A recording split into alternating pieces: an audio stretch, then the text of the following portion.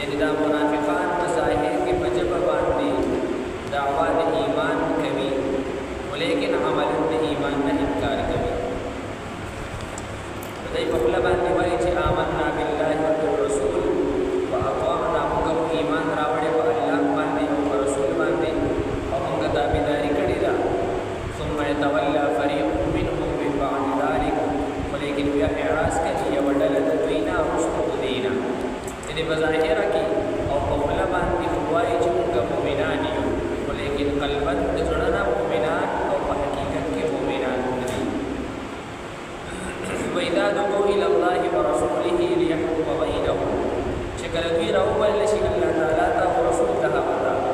یعنی د الله حکم ته او د رسول اطاعت ته دوی راوویل شي، د دې لپاره چې د پیغمبر د دوی په میانځ کې فیصله وکړي، نو بیا به دا وخت کې دوی منډه وهي او اعراض کوي. یو منافق د دوی د مشر او یو یهودي دی، د دواړو په میانځ کې جګړه راغله. سورۃ النساء کې دا واقعات تفصیلاً تېره شوې ده. د دواړو میانځ کې جګړه راغله. یهودي وی چې یاره موږ به دا فیصله رسول الله مبارک ته وکړو، او د منافق چې په ظاهره کې مسلمان او بالحقیقت دی منافق د دې وی چې نه موږ به کعب ابن اشرف دا د یهودو مشهور دا فیصله موږ دته وکړو.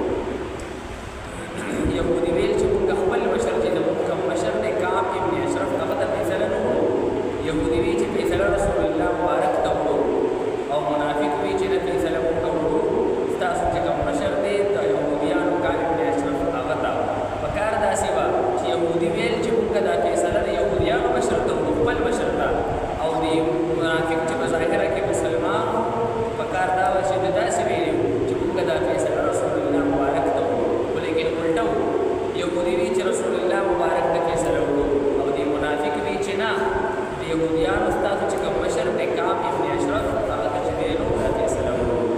بهرحال په دې باندې راضي شول چې رسول الله مبارک ته فیصله راوړه. رسول الله مبارک فیصله وکړه په حق د یهودي کې وکړه، ځکه دا منافق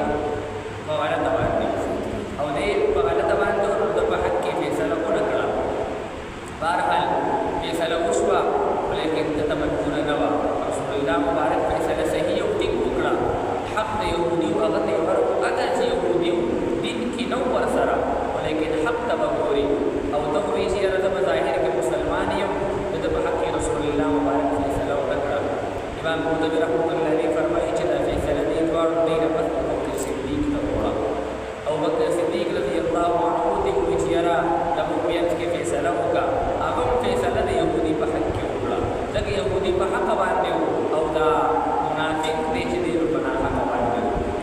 بهرحال دی په دې باندې راضي نه شول. حضرت عمر رضی الله عنه ته فیصله وکړه، ولیکن چې کله حضرت عمر صاحب سره لاړل د یهودي ورته وی دا فیصله زما په حق رسول الله مبارک وکړه، او د هغه نه بعد حضرت ابوبکر صدیق هم دا فیصله زما په حق وکړه، ولیکن دا مراد دی تر اوسه پورې راضي په دې باندې نه دی. حضرت عمر وی خبره دا رنګې ده، د منافق دی وی او خبره دا رنګې ده، فیصله ویل به رسول الله مبارک د په حق وکړه، او بیا ابوبکر صدیق صاحب هم فیصله د په حق وکړه، ولیکن په ناراضي نه عمر صاحب به درک تکیر زلاله لړ خپل کلی راوښته راغی حضرت دې سر واجو دی منافق دې سر په ځای باندې قلم کو او د سوي کم سړی چې د فیصله رسول الله مبارک نه مانی او د ابوبکر صدیق نه مانی دا په حق فیصله زمانہ د سر باندې سړي دې نه ورواجو. بهرحال او مسله واقعات دې رشبیدا وإذا دعوا إلى الله ورسوله ليحكم بينهم، چې کله منافقان راوبل شي الله تعالی ته یې حکم د الله ته او د رسول الله اطاعت ته، د دې لپاره چې د پیغمبر په میانځ کې فیصله وکړي، انو دا وخت کې اعراض کوي نه راځي بیا، یعنې دې منافق وي چې موږ د یهودیانو مشر ته ځو لیکن رسول الله مبارک ته نه راځو. او الله فرمایي که چېرته داسې وي وإن یکن لهم الحق، که چېرته دوی دپاره دنیایي مفاد وي دین دی ولیکن دله پکې فایده میلاویږي، مال غنیمت ته یې منډې راوالې ځکه فایده ورته میلاوېده، نو د غنیمت په وخت کې میدان صحیح مسلمان جوړ کړو او وی به ته مسلمان یم ما ته خو غنیمت کې حصه میلاویږي. نو الله فرمایي که چېرته دوی ته مفاد وي بیا په منډه باندې را روان دي، بیا دین وخت دی، ولیکن که مطالبه د ده نه وکړې شوه د څه خرج متعلق په دین کې او دارنګې د قربانۍ نو بیا په هغه وخت کې دی اوس باندې منډه دي نه وي. الله فرمایي افي قلوبهم مرض درې اسباب ذکر کوي چې د دوی په زړونو کې درې قسم بیماری دي د هغې په وجه باندې دوی ته ایمان د منافقانو ته نه وررسېد کېږي بلې غیب پکې دا دی افي قلوبهم مرض چې په زړونو کې ایمان نشته دی زړونو کې مرض دی یعنې نفاق دی او زړونه د ایمان نه خالي دي نو د ایمان د نشوالي په وجه باندې دوی ته هدایت نه میلاوېږي دویم دا دی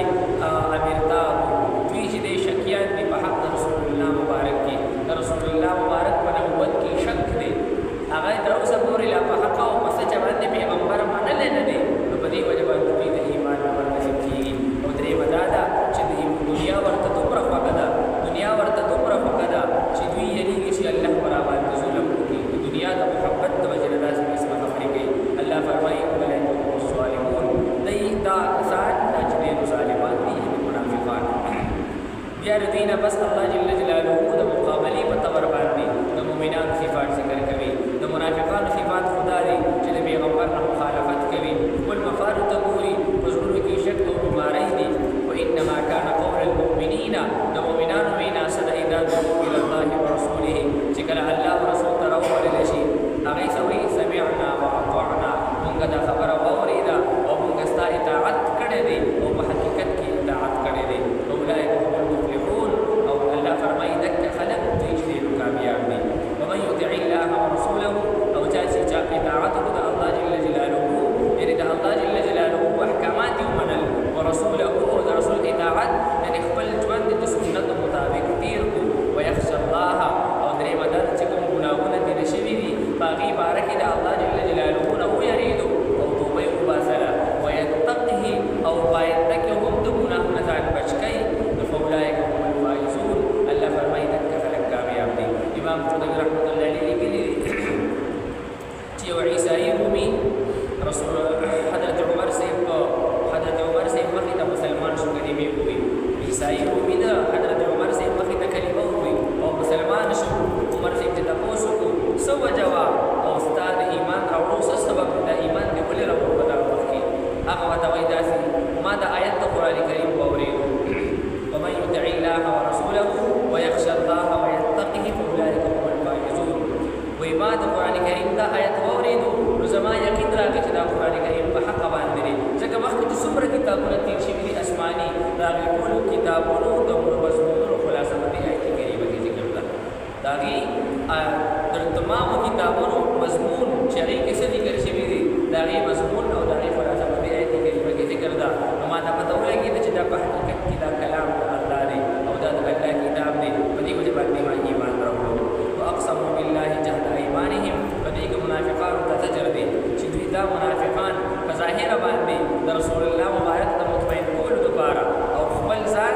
د خلاصي دپاره چې مونږ بچ شو او رسول الله مبارک په ظاهره باندې راضي کړو نو دوی به راغلل رسول الله مبارک ته به یې قسمونه کول او څه به یې وي وایي که چېرته ته مونږ ته حکم کوې که نه چې مونږ د خپلو کورونو نه وځو مونږ دې ته هم تیار یو که ته مونږ ته ووایې چې خپلې بیبیانې پرېږده نو مونږ دې ته هم تیار یو او که ته مونږ ته ووایې چې دا خپل ټول مال د الله په لاره کې خرج کړه مونږ دې ته هم تیار یو دې منافقانو وویل خو لیکن دا خبرې به صرف دوی کولې د رسول الله مبارک د اطمینان لپاره چې دې مطمئن وساتو او دې ووایي چې بد مسلمانان دي صرف په دې بنیاد و په حقیقت کې دا رنګې نه وه نو الله فرمایي قل لا تقسموا پیغمبر ورته ووایي قسمونه مه خورئ قسمونو ته مو حاجت شته نه طاعة معروفه مونږ ته پته ده مونږ ته معلوم یې پښتو کې مو یو ته وایو که نه بړه قسم ته حاجت دی چې یو سړی ښه دروغجن وي هر چا ته معلوم وي بس قسم سره کې پېژنم تا خو زه پېژنم که نه الله فرمایي بس مونږ ته پته ده مونږ ته معلوم یې که نه قسمونو ته مو حاجت چې دی نشته دی په اخره کې الله جل جلاله دعوت کامله ورکوي منافقانو ته ایمان ته چې دا منافقت او نفاق پرېږدئ چې په ژبه باندې مسلمانان او په حقیقت کې کافران دا عمل مه پرېږدئ په سچه باندې مسلمانان شئ په سچه باندې الله ومنئ او په